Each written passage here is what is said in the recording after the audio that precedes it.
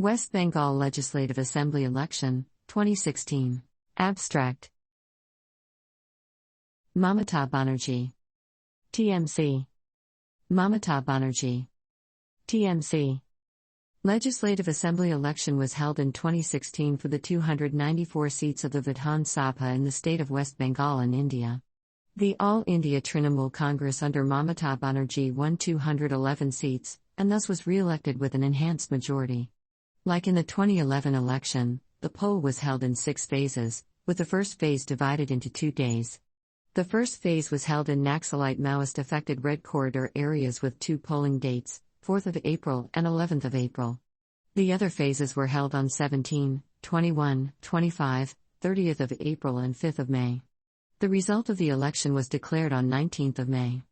In the previous election in 2011, the All India Trinamool Congress in a coalition with Incorporated won a majority and ended the 34-year rule of the Left Front government. This project compresses information gathered from Wikipedia in video format. Why should I watch it?